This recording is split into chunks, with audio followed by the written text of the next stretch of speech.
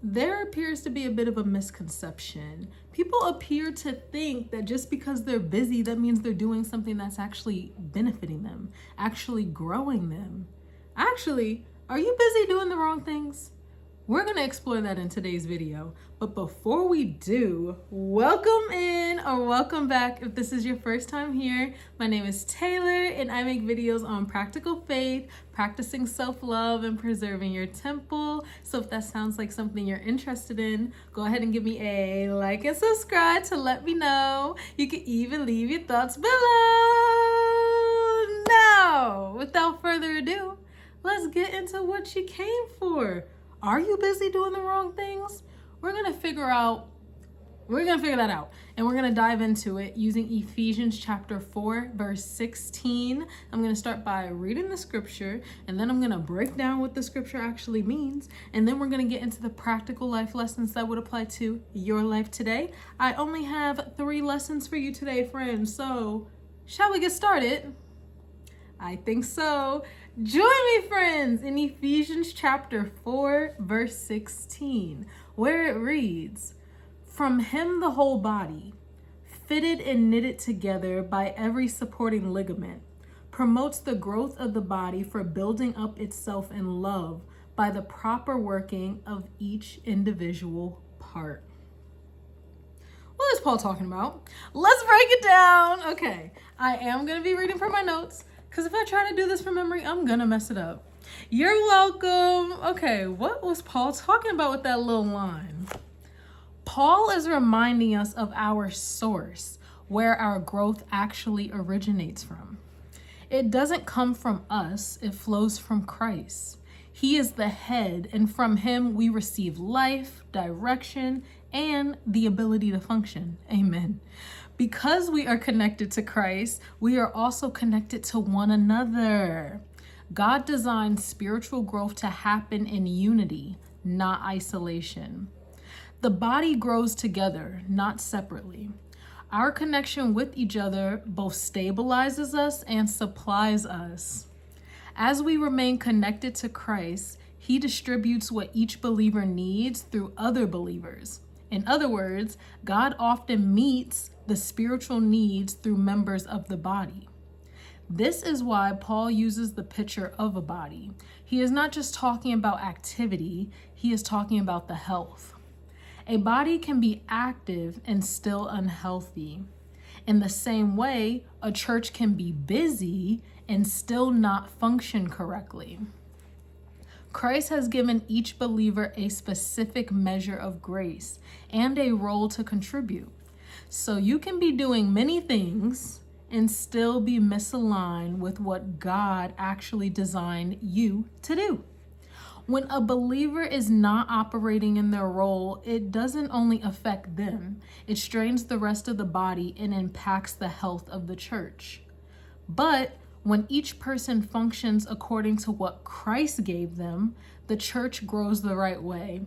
It builds itself up in love, and love becomes the environment where every member is able to contribute value, and the whole body functions as God intended. Wow, that's some good stuff. Shall we get into the lessons that would actually break that down further and help us figure out how we're supposed to use it in our life? Yeah, let's get into it. Starting with number 1. Growth requires connection, not just independence. Spiritual maturity is designed to happen in relationship. Isolation doesn't just slow your growth, it removes something God intended other believers to receive through you. So I want you to think about like collaboration. When you're collaborating with somebody, you bounce ideas off of each other, you help each other, you really push the needle further with each other. Like you'll go further with a friend than you would by yourself.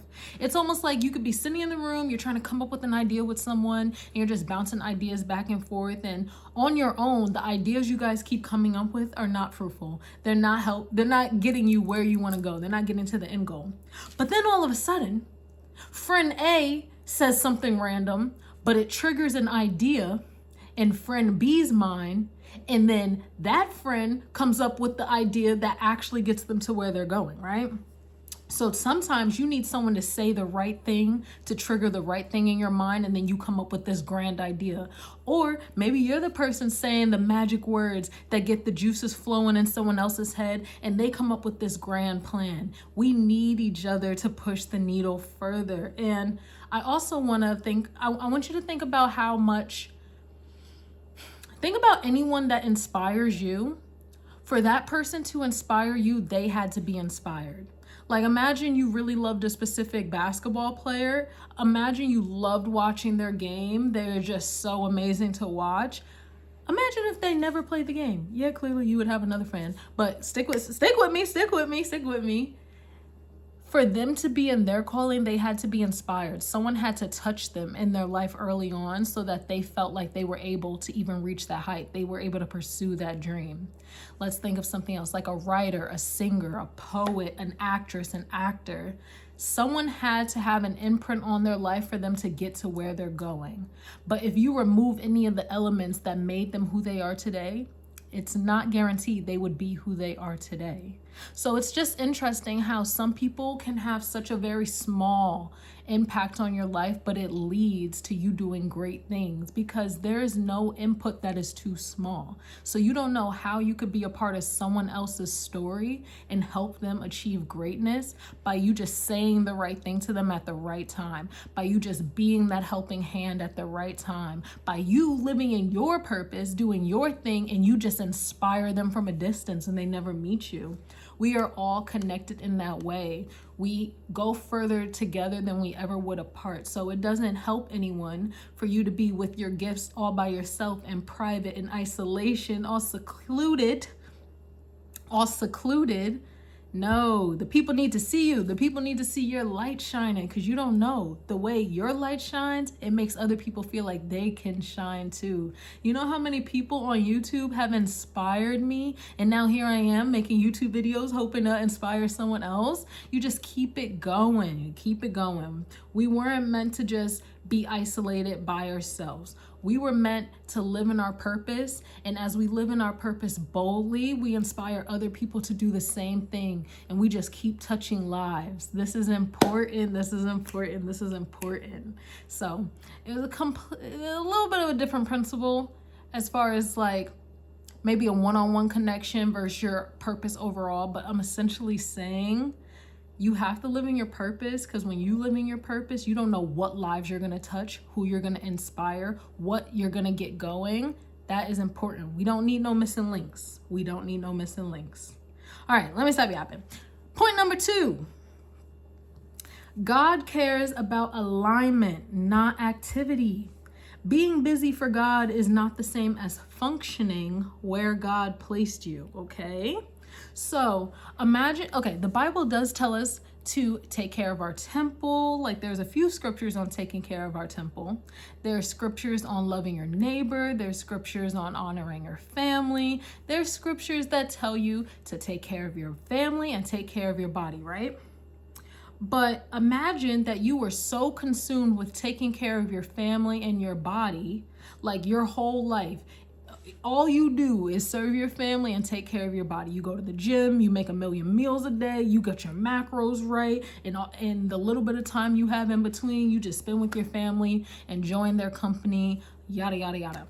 Imagine that's all you're doing, because technically you're busy doing things that do matter. Taking care of your body does matter. Connecting with your family does matter. So technically you're busy doing good things. But in all that time you spend taking care of your family and taking care of your body, you're not at all tending to your purpose. You're not serving the clientele you were put here to service. Like, imagine you were really gifted in singing, but you never spent the time writing your songs because you're so busy going to the gym and cooking meals and playing with the kids in the family and talking to your grandma. Like, imagine you just spend so much time doing those things. Like, they're not wrong. That's like, what's that? Productive avoidance or something. There's somewhere that talks about when you fill your time up doing things that are technically good, but it's not what you should be doing. It's not where your time should be spent. So now you're missing your calling because you're never carving out the time to do what you were put here to do. It's almost like if you busy yourself with work and school and working out and hanging out with friends to maintain connections, but you never carve out time to write that book that's been on your heart. You don't know how many lives that book that you're supposed to write is going to touch. Or maybe you are supposed to start a business that helps people figure out how to get better with their money. There are people suffering because they don't know how to get their finances straight because they're missing out on your help because you never took the time to invest in what you're supposed to be doing, how you're going to serve the world, how you're going to help people. That is important. So you need a bit of a balance. God cares about your alignment, not just your activity. Just because you're technically doing good stuff, you're technically doing things that are not wrong, you're still not doing what God intended for you to do, what only you could do, because we all have unique purposes. You'll never be able to do what I'm supposed to be doing. I'll never be able to do what you're supposed to be doing. And neither of us are going to be able to do what they're supposed to be doing. Like, we all have a very unique, specific purpose here. And we're all supposed to be walking in our lanes. But if you busy yourself up doing a bunch of other stuff and you never carve out the time and never have the discipline to do what you're supposed to be doing, how you're going to serve the world, how you're going to help everybody, people are missing that, and you're impacting not just your life because you're not fully serving your purpose, living in your fulfillment, but everyone's lives who you're supposed to touch is missing you. Hello. You are a big deal. You are more important than you think. And the people's lives that you're supposed to touch need you real bad, real bad. So yeah, God doesn't just care that you're active, just doing things, even if they are good. He's like, hey, you doing what I put you down there to do? Get to it, okay? All right, let's get into the last lesson of today's video. Love is the environment where maturity happens. Correct teaching grows believers, but loving relationships help them receive it. Okay. So we're going to switch the pace a little bit. I want you to think of like a parent-child dynamic, right? Because we all know that a parent is your first teacher. They're your introduction into the world. They're who you look to for guidance, right? So imagine you're the parent, imagine you're the child, and imagine your parent, they teach you things. Technically, they teach you the correct things, but it's always harsh. It's never with love. They teach you the right things to do, but you never really feel that connection to them. So you can go through the motions, but maybe you don't understand why. Maybe you feel very disconnected from the thing, and they don't really inspire you to do more because you don't feel the love. Love is a very big component to a thriving environment because it's that love that makes people feel like they're capable of doing new things. It's that love that helps them mature and grow into whatever their gift is. It's that love that makes people feel inspired. So it's not enough to just learn the right things. Anyone can learn the right things, but to truly step into your purpose, to truly grow, to truly fulfill who you're supposed to be, you do need to feel that love, that encouragement. And unfortunately, it just hit my spirit. A lot of people don't come from environments where they do feel that love and they do feel that support, especially if no one in the family is doing what you're gifted to do. Unfortunately, sometimes you got to have enough love for yourself to push, to grow, to mature. And something I've learned is when you run to God, he gives you all the love you need to get started and to keep it going. Like, I'm making these YouTube videos. I feel a lot of love from the Lord. And I also feel support from like my boyfriend and one of my friends. But no one in my family watches my videos. I'm not sure they've ever watched any of my videos, and they know about them. So I don't really feel love. I don't really feel support from that end that pushes me to keep going. But thank God I'm feeling all the love from the Lord. That does help me grow and mature and pivot as I'm navigating a new thing, you know? So I say all of that to say that sometimes if your environment isn't necessarily producing the love that makes you feel like you can grow in whatever you're supposed to be doing, look for the love above and look for the love within so that you can keep going and you can keep pushing. And that's coming from a girl that is literally doing that. Literally doing that. So I wouldn't tell you to do something I'm not doing. Or for fact, I would, because when I be doing these Bible studies, sometimes I'd be like, I am not doing this. This is eating me up. But I always tell you when a Bible verse is eating me up. So yeah. All right. What did we learn in today's video? God is not measuring how busy the church is. Remember, the church is you and the church is me. The church is us. The church is believers. So yeah, God is not just measuring how busy the church is. He is measuring how healthy it is. Because remember, your health is determined by, are you walking in your purpose? Are you busy fulfilling your calling?